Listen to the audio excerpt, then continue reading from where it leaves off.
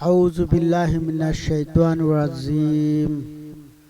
বিসমিল্লাহির রহমানির রহিম। সূরা আল বাকারা আয়াত 121 থেকে। যাদেরকে আমি কিতাব দিয়েছি তারা পাঠ করে যথাযথভাবে, তারাই তার প্রতি ঈমান আনে, আর যে তা অস্বীকার করে তারাই ক্ষতিগ্রস্ত।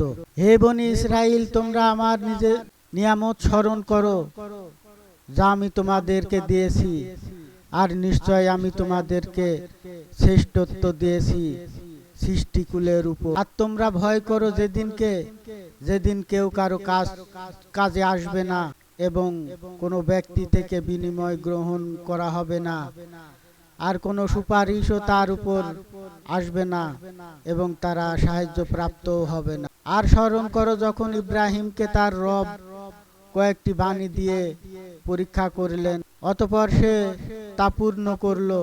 তিনি বললেন, আমি তোমাকে মানুষের জন্য নেতা বানাবো। সে বলল,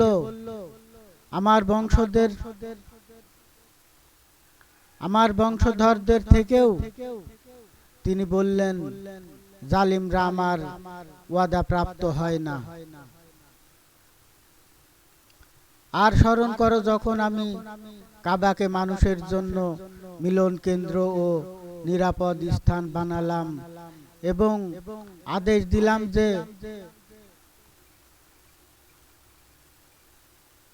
তোমরা মাকামে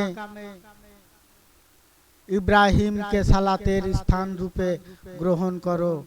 আর আমি ইব্রাহিম ও ইসমাইলকে দায়িত্ব দিয়েছিলাম যে তোমরা আমার গৃহকে তাওয়াফকারী ও ইতিকাফকারী ও রুকুকারী সিজদাকারীদের জন্য পবিত্র করো। আর স্মরণ করো যখন ইব্রাহিম বলল, হে আমার রব, আপনি একে নিরাপদ নগরী বানান এবং এর অধিবাসীকে ফলমূলের রিজিক দিন। যারা আল্লাহ ও শেষ দিনের প্রতি ঈমান এনেছে।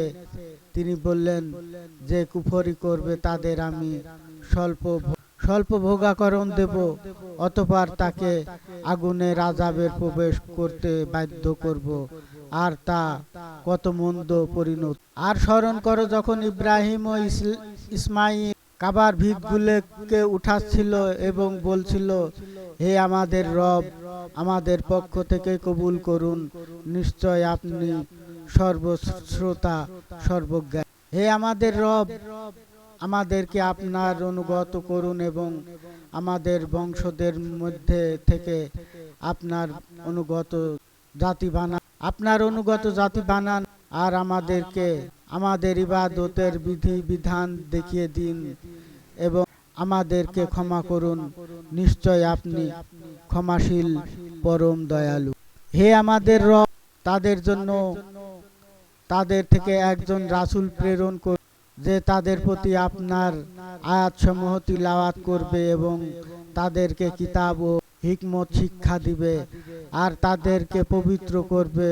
নিশ্চয় আপনি পরাক্রমশালী প্রজ্ঞাময়।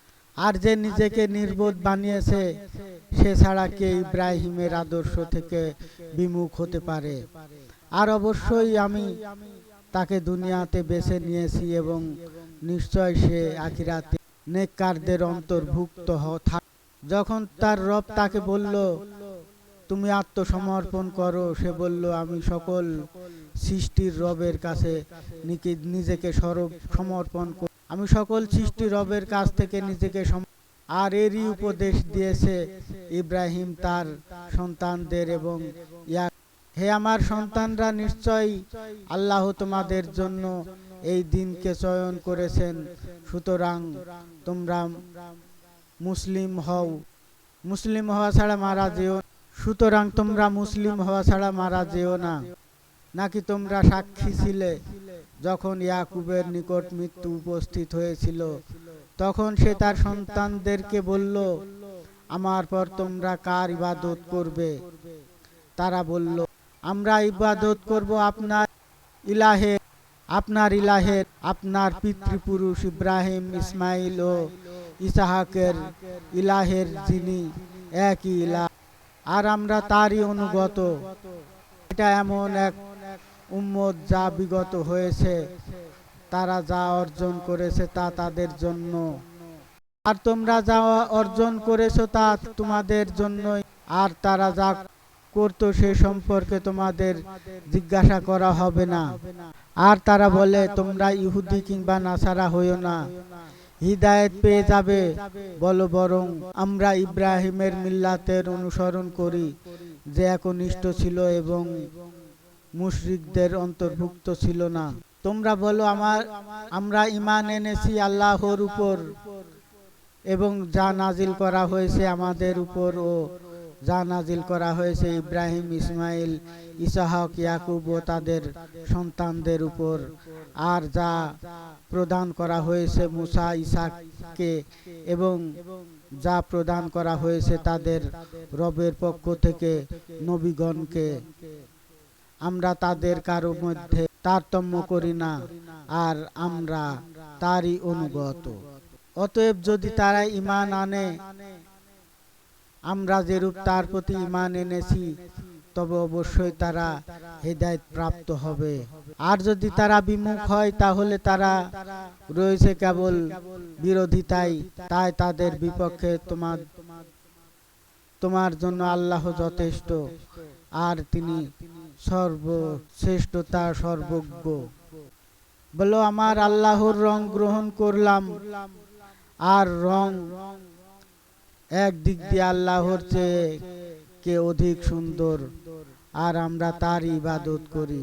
বলো, তোমরা কি আমাদের সাথে আল্লাহর ব্যাপারে বিতর্ক করছো, অথচ কি আমাদের রব ও তোমাদের রব, আর আমাদের জন্য রয়েছে আমাদের সমূহ এবং তোমাদের জন্য রয়েছে তোমাদের আমল সমূহ, এবং আমরা তারই জন্য একনিষ্ঠ।